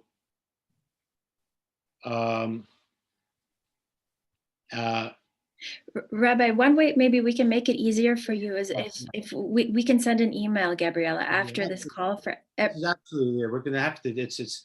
Thank you very much for that. I'm saying, like, great question. Yeah. What we have to do is, I think I'm going to ask Zuzana, because people are not going to figure out what my email is. Ask you to. There's clearly a lot of interest here to follow up, that people can communicate with me after tomorrow and next week and the other time. Sure. And we promise to everyone that's in attendance or has registered for this webinar, we will send a list of Jewish organizations that the rabbi has recommended where you can make a contribution to support Jewish heritage, Jewish life, Jewish religion in Slovakia today. How do we feel, Gabrielle, about opening it up for some Q&A and also letting people not just write their questions in, but if you could come on camera so we can connect with that'd you. Be great. That'd be really fun for us and make it much more intimate as well. So are there any questions for Rabbi? So you're going to open it up. I'll take a start. Rabbi, can you hear me? This is David. Yes. Okay, great. I'm David Frankel. My wife and I live in Bratislava 6 months a year, very close. So there, better photo. Very close to your primary school we live on Podjavorinskie 9. Oh, wow. And but we're not there this year because of COVID-19. I would very much like, I'm speaking personally now, very much like to get involved. I'm sorry to tell you this, I'm a lapsed secular Jew. I don't practice Judaism. I do identify as Jewish. But I would like to help in any way I can. I speak Slovak pretty well. My wife is Slovak, and I just want to offer my services in any way I can help. And that's it. All I want to say. David, it's fantastic to hear from you. Zuzana and Gabriella, you're watching the history of the progress of Jewish life in Bratislava in real time now. This is what it's all about. When people meet each other, there's encounters, and people say, you're American, David, right? I am. Oh, I should mention, I should have said this in the beginning. My great-grandfather is from a portion of what is now Slovakia, not near Bratislava, up closer towards Poland. And my grandfather immigrated to the US, but his brother stayed in Slovakia and he died 1 year after. He was deported, but he survived the deportation, and he died 1 year after. He was very sick when he returned back to Slovakia. So Mhm. Holocaust did affect my family, but proud to say, yes, I'm American. I don't know, and maybe other people who want to. I absolutely like to follow up with you. I don't know how exactly I can do that. Maybe. Yeah, I will connect. I will connect you with David. Great. Thank you. I'll mute myself now. Mhm. Are there any questions about what we've discussed? I know it's a lot of information. I just have a question. Can I ask my question? Of course. Of course. Rabbi, my name is Eva Kraus. I was born in Czech Republic, Oh. lived a couple years in Košice and emigrated in 1964 to United States. My brother was born in 1956, and I remember, I think it was a rabbi that came to do the circumcision.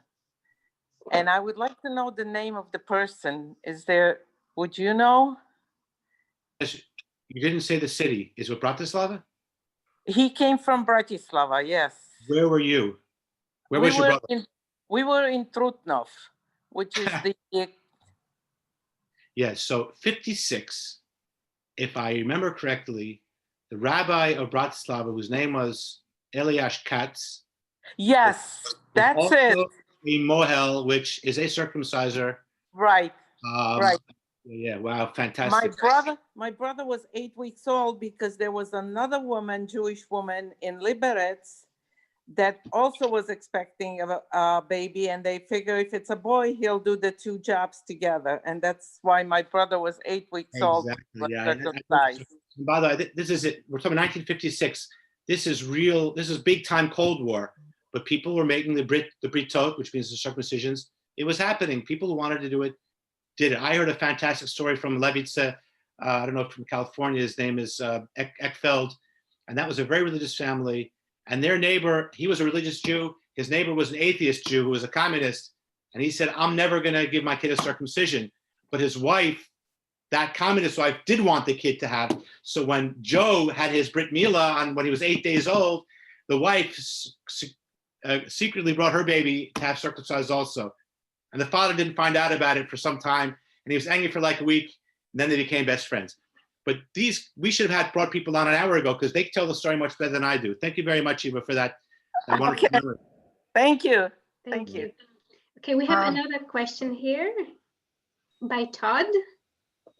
You go. Hi, can you hear me?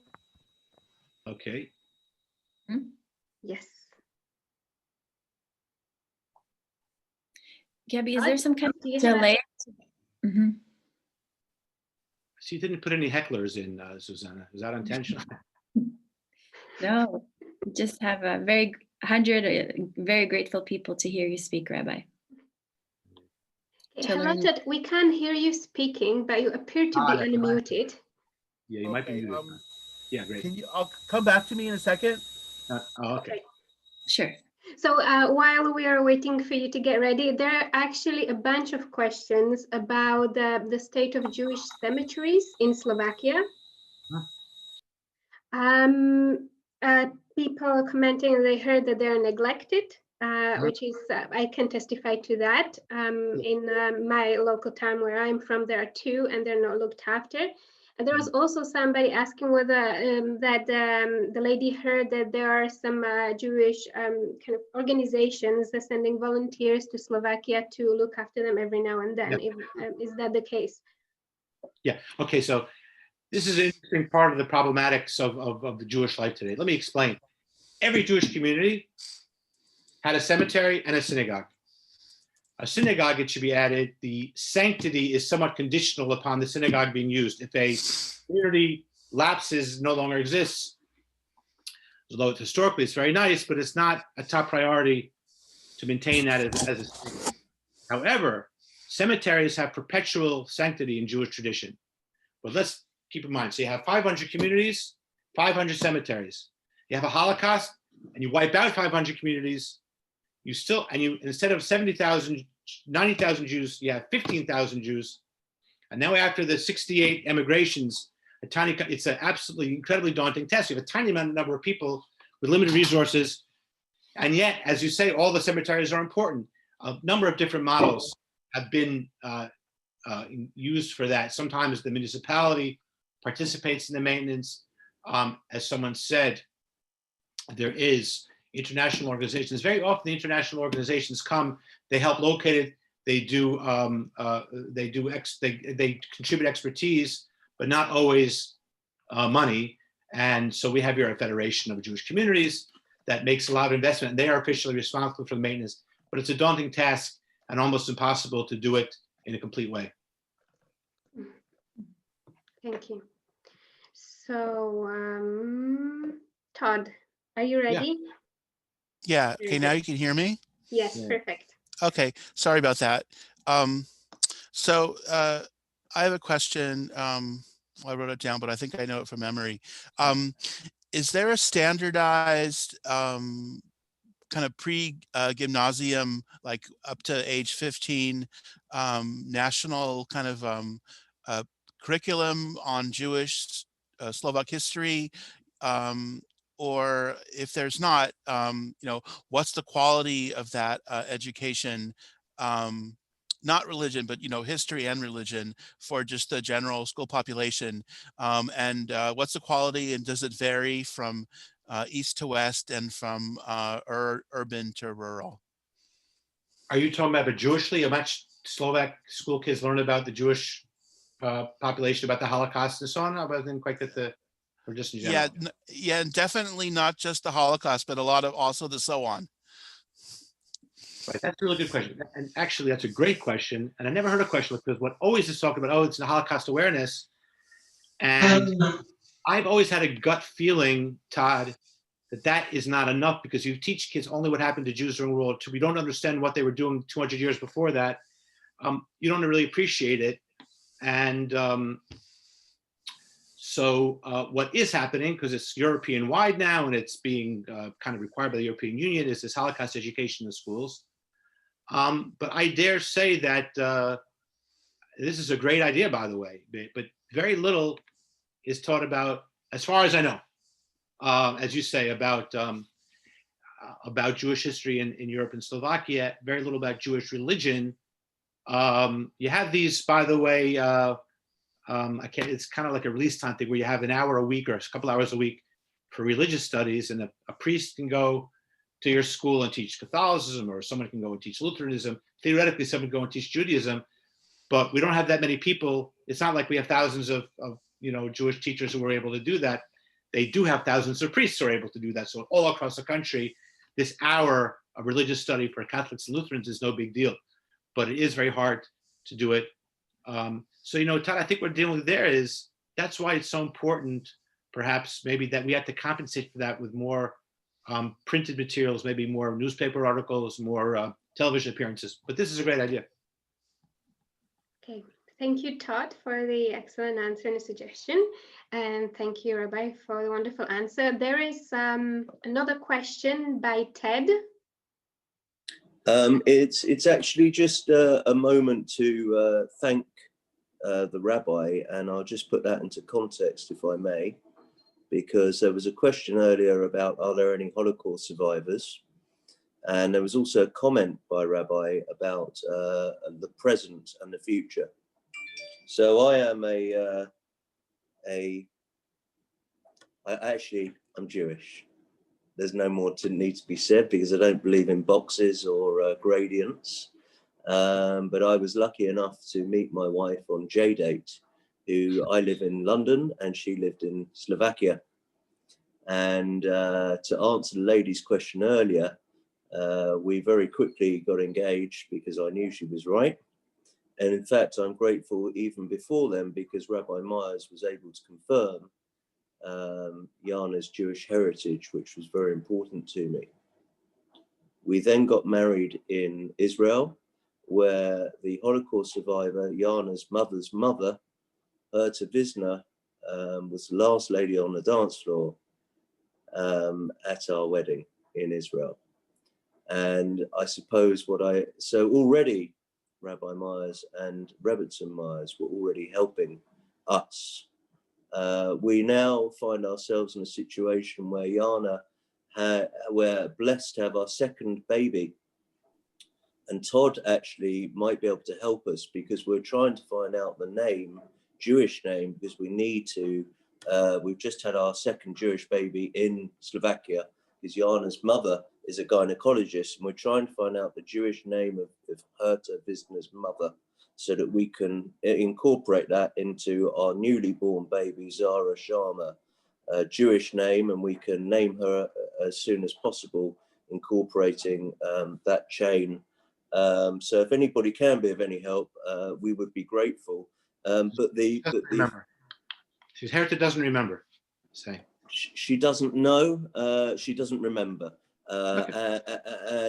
And to add to that, our 2-year-old daughter is so lucky to have attended the kindergarten, where we do a communal kiddush every Friday night on Zoom, where I recite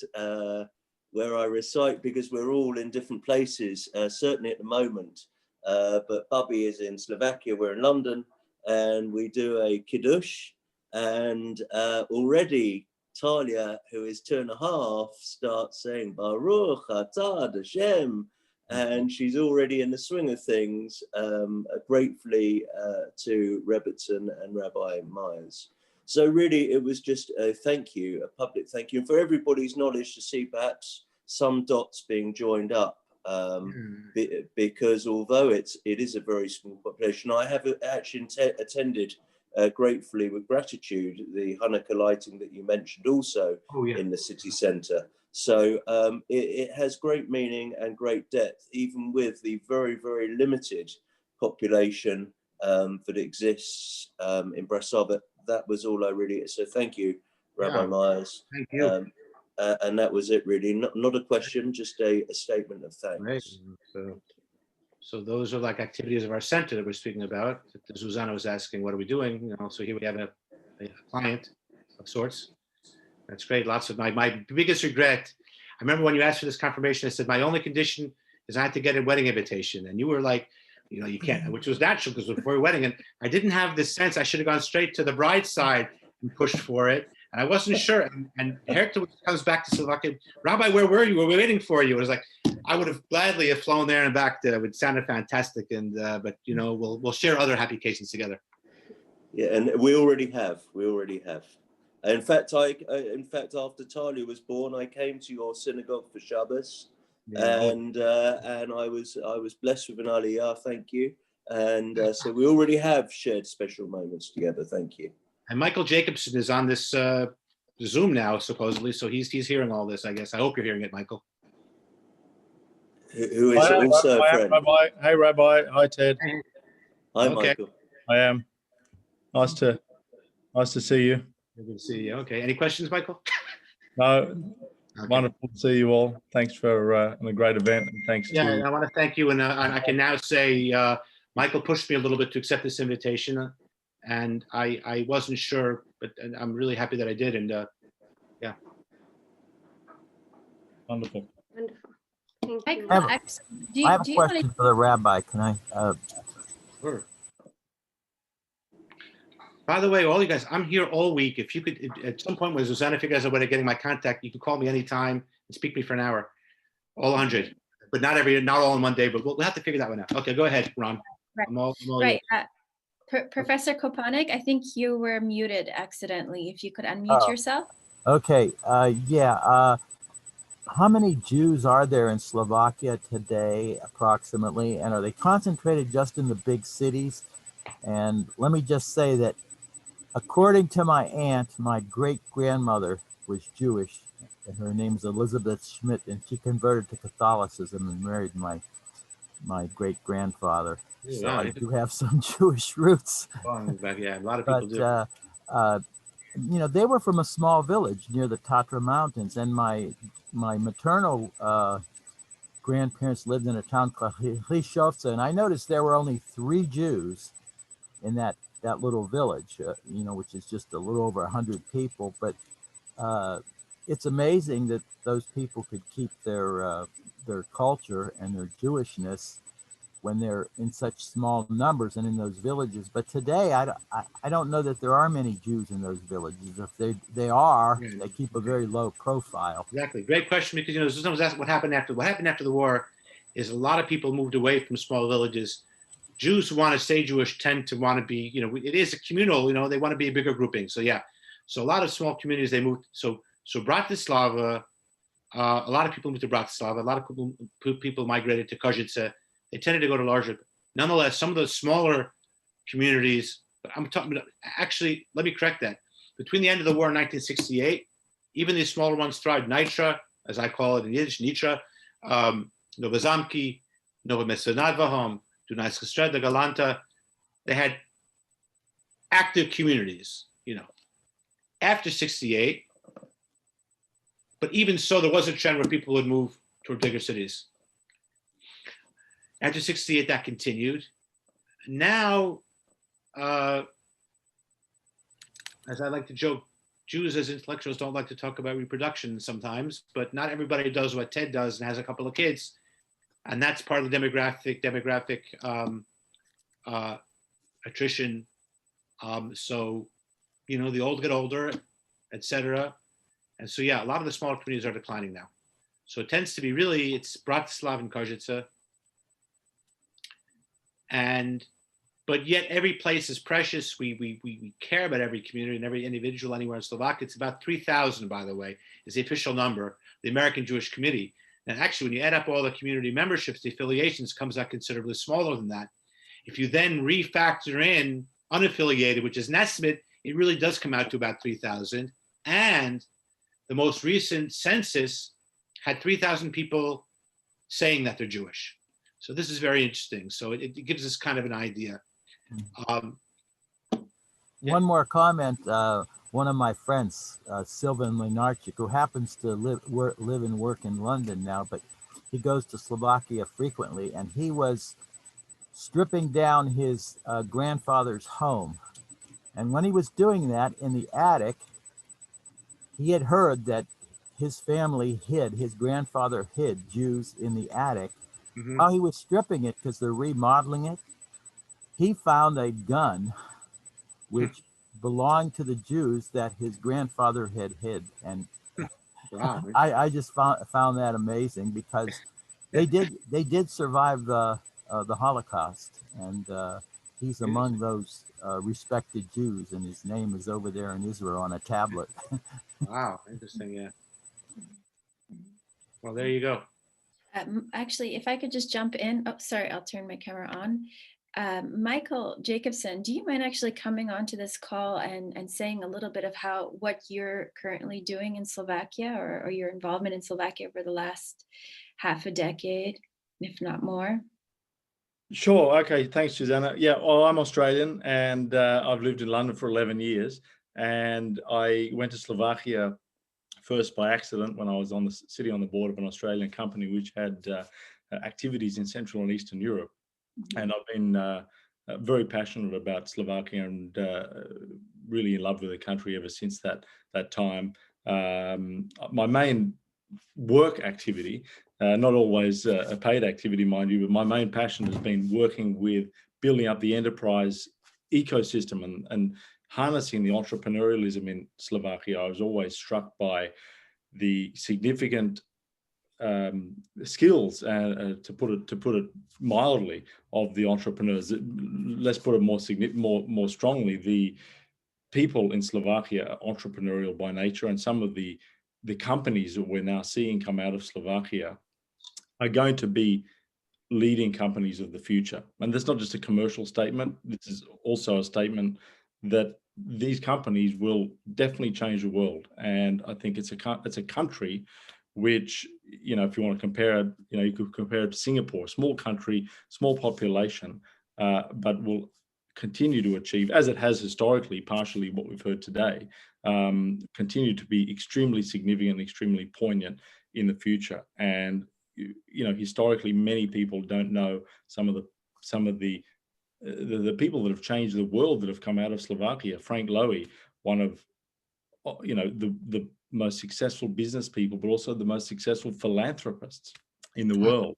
or the most, successful, the most giving philanthropist in the world, was born in Slovakia and via Hungary ended up in Australia, from which stage he then built Westfield, one of the largest mall companies in the world. But his contribution to the world was so much more than that. And it all began as a result of his family's expulsion or forced leaving from Slovakia during the Holocaust. And I'm sure there are many more stories like that, high profile and low profile. So there's many reasons why I love Slovakia, and it's only COVID that's prevented me from traveling there as frequently as possible. But I think that what Rabbi Myers has spoken about today has been extremely significant, and what Global Slovakia has done and continues to do with you, Susanna, and Gabby is extremely important, not just for Slovakia, but because of the role that Slovakia is going to play on the world stage going forward.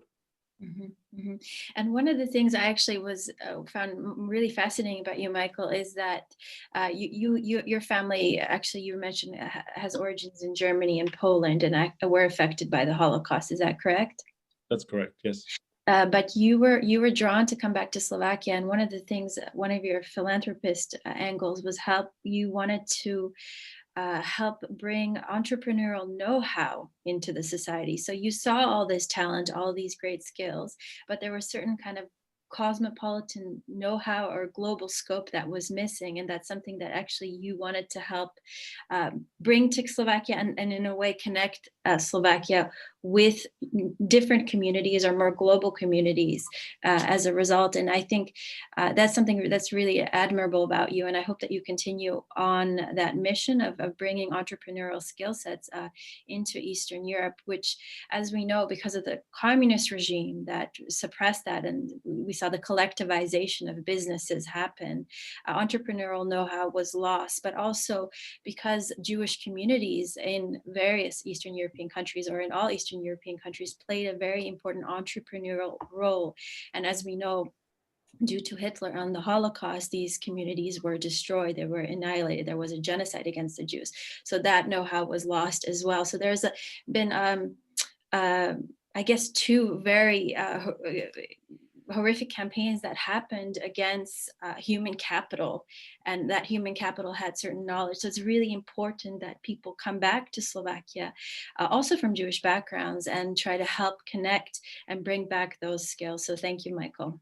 Yeah, I just wanted to say, I think that Slovaks, and I know there's many people on this call who are more qualified to talk about Slovak character than I, but Slovaks, particularly with regards to business, are very humble and not necessarily aware or on top of the fact that the inventions, not just in technology, but in other areas of commerciality, are so significant. And obviously the previous president, Kiska, was an entrepreneur, and I remember at that time I was an advisor to Vasil Hudak, who was a former minister of economy, on entrepreneurialism and innovation. I remember, a meeting, a private meeting, but with many people present, when I was talking with President Kiska, who I think was a fantastic president, but he was asking me, why would you be doing anything in Slovakia? Why are you even interested in it? Which is a fair question. And I think it went to his character of being a particularly humble person as well. But, we got talking, and, I think he really realized, and a lot of the work that he did ultimately has now borne fruit in the works, particularly in the United States, with his travels to the United States, in helping to globalize some of the companies and see the globalization of some of the companies from Slovakia. And I think that will, as always in commerciality, start to help people pay more attention to Slovakia. But it's touched on a very important point. I hope Susanna maybe will devote a future webinar to it. It's not a Jewish secret state, but the idea of the role of philanthropy in business and philanthropy should go hand in hand. And in nowadays culture of corporate consciousness, that's true not only from a moral perspective, but even from kind of a aesthetic one, where people are, which is great, because it's wonderful when the marketplace is demanding things that are morally good also. And I think that, that it's something, people went into democracy and capitalism with still carrying some of the taboos about money. And some people, it was that business is a necessary evil. And others feeling, hey, it's, they embraced it, but also still the idea that it's not something entirely good. Whereas the Jewish approach is, it's part of God's creation, just use everything in a positive way possible. But if you've been blessed and you earned something, use part of it always to help others who are less fortunate. And perhaps that is a little bit of an ethos that is missing, maybe in post-communist countries, where we had this kind of Wild West capitalism be reintroduced into the 1990s, and people that were once denied acquiring capital for the first time, in 4 decades, had the opportunity to gain cash, to gain money, to make wealth, and the pendulum swung in the other extreme. And now, 31 years later, we're learning a little bit how to rebalance that. Those that have made tremendous wealth or in Slovakia must learn how to give back. And I think that's really important for maybe community leaders to really start talking about the important role of philanthropy. And if that's acknowledged in Jewish tradition or faith, that's beautiful. And I wish for that to leak over, to translate into other areas of, let's say, secular life, where philanthropy starts to play a more important role, where rich people have a responsibility to, for example, give back to those that are, let's say, doing activities that are not economically focused, but culturally focused, spiritually focused, etc., environmentally focused. Well, I think that's also another reason why the dialogues such as today and others that you're facilitating Global Slovakia are important, because it clearly philanthropy as an example is a function, is a symptom of fully fledged commercial society as well. And I think that that is only now just starting to to flourish once more, and to be more well-rounded in Slovakia. And I think the more of the diaspora and the more non-Slovaks and people who are just enamored by the country, they get involved through their religious leaders, or whatever way they choose to do it. It is very important, and will absolutely elevate this country, and it's definitely something that I think people will recognize globally. Okay, so I think we'll begin to wrap up soon, because we're now close to 2 hours. Thank you very much. Pretty much everyone is still with us, so which is amazing. Wow. So thank you for staying with us for 2 hours. And maybe just one last question, because this question repeated itself a number of times during the webinar. And let's also treat it as an invitation to visit Slovakia. So Janice asks about the underground Sofer Cemetery in Bratislava. Oh. They visited in 2017 and noticed that it was a place of pilgrimage for Hasidic Jews. So if you can say more about the place, they would be very grateful. Oh yeah, that's such a great story. But I'll try to do it in 10 seconds. But Rabbi Sofer passed away in 1839. That was the old Jewish cemetery, literally on the shore of the Danube River, which was not where it is now. The shore that was moved. So, and this is really unique in the world as far as I know. The idea was to destroy that cemetery, and they gave them like a month to exhume the graves of these great rabbis who were buried there, higher up to our other cemetery, Zizkova. This is, of course, the part of town called Zuckermandel, and which is very much a Jewish neighborhood. And that expression, Zuckermandel, is actually mentioned in the writings of some Sefer. He writes about the synagogue in Zuckermandel and the mikvah in Zuckermandel. That's where our other cemetery is. But through a number of reasons and lobbying, having to move the Chatan Sofer would have been a great tragedy and a great insult to this saintly figure. And so they succeeded in having them agree to leave 20 or so graves of the greatest rabbis and to build that highway over them. And so you have, in effect, a small cemetery 3 meters underground, which I don't think you have anywhere in the world. For many years, you could get to it. You had to kind of go down a manhole with a ladder. Then since the 60s, I think, and that was so true when I arrived in 93, it looked like a little bus stop, and you'd walk in there and walk downstairs. and you had no idea that there was a cemetery underground there. And finally, thanks to the efforts of Rami Cohen, we spoke about a really, truly great Slovak Jewish figure. This now current structure is there, allowing proper visits to the Chassam Sofer. It's not only Hasidic Jews, because the Chassam Sofer actually was not Hasidic, but it's absolutely a place revered by Jews all over the world. And yeah, it's a very special thing. Yeah.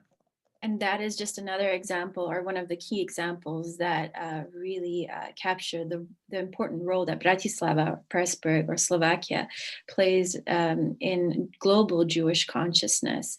And I think maybe that's something into the future we will continue to unravel, is why Slovakia has been such an important spiritual hub, or why so many things have happened, so many important historical things have happened on this territory. And I think, as Michael Jacobson said, this country is going to become more and more and more important as the decades move forward, and that history or the significance of this land, whether it's spiritual or not, is going to be revealed. Mm-hmm. Absolutely. Okay, so just to tie it all up, thank you very much, Rabbi, for joining us today and for sharing all that wealth of wisdom and experience that you have with us. There have been so many beautiful thank yous in the chat feed, but I'll just say thank you in the name of everyone to you in this way. Thank you, Zana, for guiding us. Said yes. that we didn't get to their questions, so we'll figure that out also. But yeah, thank you very much. Next time. And I was a bit skeptical because I not all, we were talking about the idea of people not with a lot of exposure to Jewish culture and how people would react. So I'm delighted that it was a success, and thank you very much. Thank you, Rabbi. Thank you. Thank you, Michael, too, for facilitating this webinar. There has been such a huge appreciation of everyone for the event. So something My good pleasure. and big happened today. Mm-hmm. So yes, we're closing it off, and may you enjoy the rest of your Sunday morning, or now afternoon if you're on the East Coast. So please stay blessed, stay happy, and please continue to join our webinars. We love sharing more of Slovakia with you, and we'll continue to do so. Thank you. And a goodbye. No. Goodbye. I don't have the leave thing here.